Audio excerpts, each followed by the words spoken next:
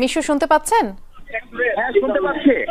বৃষ্টির ভিতরে যাওয়া হয়েছিল বা ভিতরে যাওয়া হয়েছিল বা যে বাচ্চারা আছে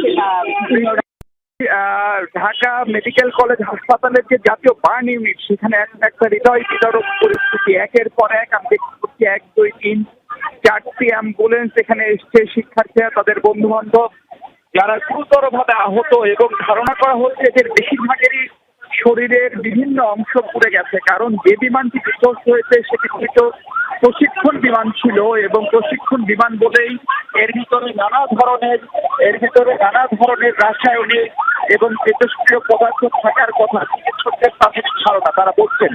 এবং সেই প্রক্রিয়ার অংশ হিসেবে বিমানটি যেখানে বিধ্বস্ত হয়েছে সেই ছবি আসলে অনেকগুলো যথেষ্ট উপযুক্ত না। আমরা একটু দূর থেকে দেখানোর চেষ্টা করছি, এবং সংখ্যাও আসলে গুণে শেষ করতে আমরা পারছি না। অ্যাম্বুলেন্স এসছে 1, 2, 3, 4, 5, 6, 7টি অ্যাম্বুলেন্স এখানে এই মুহূর্তে অপেক্ষা করছে। অ্যাম্বুলেন্স ভেতরে যেতে পারছে না, কারণ একটা অ্যাম্বুলেন্স থেকে আহত যে সমস্ত শিক্ষার্থীরা এসছেন, ছোট ছোট মানুষ, একেবারে স্কুল কলেজের বাচ্চা বাচ্চা শিক্ষার্থী। আমরা যতটুকু চোখে দেখতে পাচ্ছি তাদের শরীরের একটা বড় অংশ, স্কুলের পোশাক অনেকের খুলে ফেলতে হচ্ছে, এবং তাদের পিঠ, বুক, চোখ, মুখ, শরীরের বিভিন্ন অংশ খুব বড় ধরনের বার্নিং। ছোট ছোট শিশু, নিষ্পাপ শিশু, তারা কোনো ধরনের অপরাধ না করে তারা যে পরিস্থিতিতে ছিল সেখান থেকে আপনি নিশ্চিতভাবে দেখতে পাচ্ছেন একে একে নামানো হচ্ছে। এই শিশুগুলোর জন্য ঢাকা মেডিকেল কলেজের বার্ন ইউনিট, তাদের চিকিৎসার জন্য ধারণা করা হয় বাংলাদেশে এটিই সবচেয়ে ভালো প্রতিষ্ঠান। ফলে সেখানে তাদের আনা হয়েছে, এবং তাদের অনেকের সঙ্গেই তাদের অভিভাবকরাও নেই।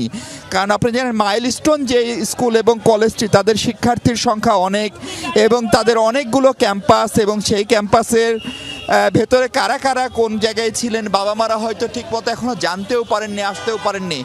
ফলে শিক্ষার্থীদের এই হৃদয় বিদারক পরিস্থিতিতে ঢাকা মেডিকেলের এই বার্ন ইউনিটের চিকিৎসকরা, চিকিৎসা সেবার সাথে জড়িত যারা, তাদের দুর্দান্ত রকমের প্রচেষ্টা আমরা একটা লক্ষ্য করছি। এখানে ভলান্টিয়াররা এসছেন, মাইলস্টোন কলেজের শিক্ষক শিক্ষার্থী এসছেন, বিভিন্ন ধরনের অ্যাম্বুলেন্স সার্ভিস এত অল্প সময়ে তারা এখানে পৌঁছে গেছেন। পুলিশ রাস্তা আটকে দিয়ে যেভাবে হোক অ্যাম্বুলেন্সগুলোকে পার করার চেষ্টা করছেন। ফলে সবার একটাই প্রার্থনা, এই হৃদয় বিদারক এবং হঠাৎ করে যে ভয়ঙ্কর রকমের বিপদে পড়েছে এইসব কোমলমতি আমাদের শিশুরা, শিক্ষার্থীরা, এদের কারো বয়সে আসলে 16, 17, 18 বছরের বেশি হওয়ার কোনো সুযোগ নেই। কারণ বেশিরভাগ স্কুলের শিক্ষার্থী, কিছু মনে হলো আমার কাছে তারা হয়তোবা কলেজের শিক্ষার্থী হতে পারে, অর্থাৎ উচ্চ মাধ্যমিক প্রথম বর্ষ